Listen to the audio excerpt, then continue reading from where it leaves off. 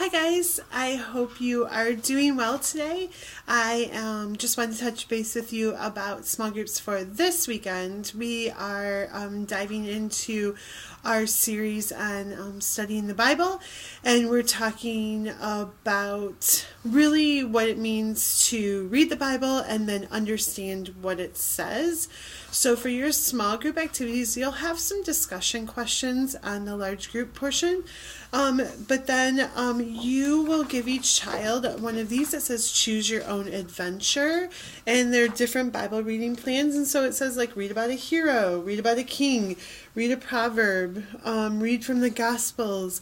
There's all these different things, and then it gives them a passage. So for your small group time, I'd love for you guys to pick one of these passages. You can choose it ahead of time, or if you want to have your kids like kind of pick a direction, that would be fine also. There's some ideas of conversation on the back about questions to ask about the passage. What is something that surprises you in this passage? What does this say about God? What does this say about humans? What did you learn about loving God? Different things like that.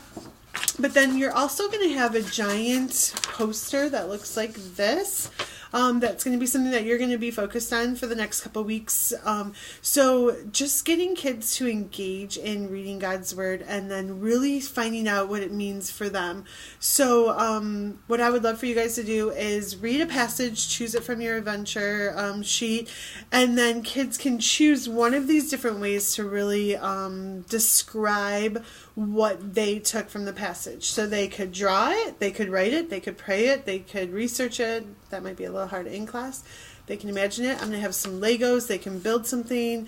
Trying to engage these boys with maybe a little kinesthetic learning.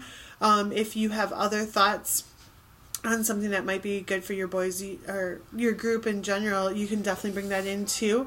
But we're going to ask them to choose something off of here and then express what they learned or what God may be teaching them through the passage. And so through this series, what I really want is for kids to just begin to learn how to study their Bible. It is hard. It's hard for adults, and it's going to be difficult for kids. And obviously, if you're teaching a first grade group, they're not going to be able to read it necessarily. And so you're going to read that together and just talk about it. So you definitely need to talk about the passage and help them to begin to understand this, because we are going to be challenging them to read their Bible every day in some form or form. And so we want them to begin to understand it's not just about reading the words, but about really understanding what God is teaching us through that. So if you can start having those conversations with your kids, and remember it's a process.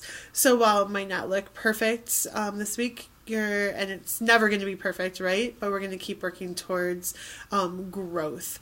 So encourage your kids to start bringing their Bibles to church. I know we don't always open them up, and we do have Bibles in the Bible cart, but we would love to move to where the kids have their own Bibles, can highlight things, do all of that kind of stuff in their own Bible. So encourage them to do that.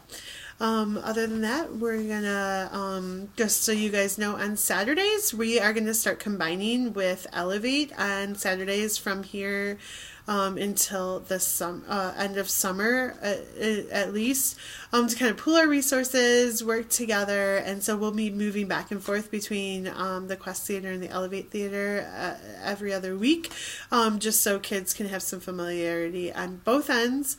But on Sundays, we will still stay in our separate theaters unless we're doing something special on Sundays as well. But just so you know, that's coming.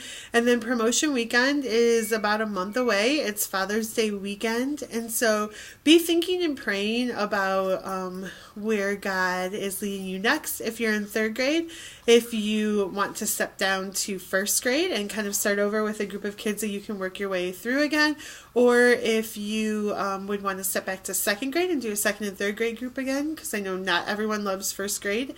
And I've talked to some of you first grade people who are amazing, who want to stay with first grade. Everybody kind of has their little niche. So think about how God is asking you to be obedient in your next steps.